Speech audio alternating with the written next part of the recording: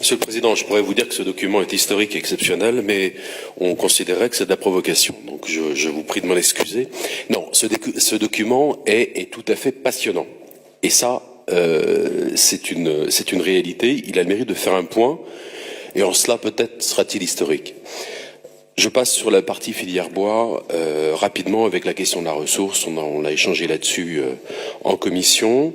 Je voudrais me concentrer plus sur la dimension méthanisation.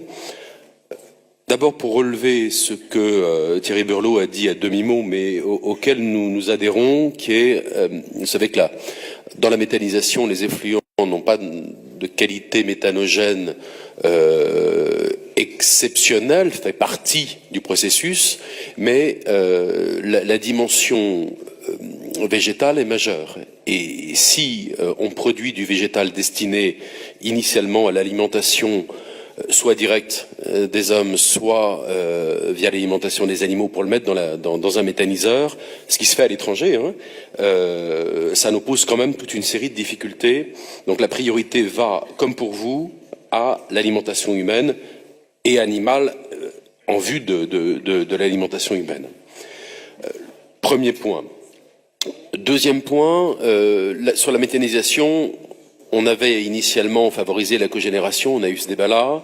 Aujourd'hui, on souhaite, de façon assez raisonnée, donner la priorité à l'injection directement dans le réseau.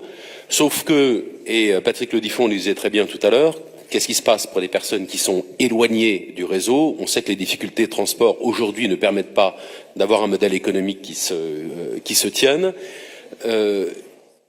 Et puis, on a une question qu'on a toujours du mal à se poser. Normalement, la méthanisation, elle faisait partie du fameux pacte électrique breton, dans la partie production supplémentaire, pas dans les volumes exceptionnels, mais ça en faisait partie. Si aujourd'hui, on priorise l'injection dans le réseau, il va de soi que cette dimension du pacte électrique breton, sur lequel il faudra à un moment, Monsieur le Président, avoir un échange plus approfondi au regard des choses qui évoluent, mais il est un peu tard pour en parler. Voilà, il y a une difficulté de ce point de vue-là. Je reviens sur ceux qui ont choisi de faire de la cogénération et qui, initialement, s'était appuyé sur le système d'aide de la région. On a eu cet échange, j'ai compris, avec Olivier Alain, qui aujourd'hui, de fait, a évolué. J'ai saisi Martin Marier sur le sujet, à savoir, ce sont des investissements importants qui peuvent avoir une dimension innovation, qui peuvent sur l'exploitation éventuellement provoquer la création d'emplois.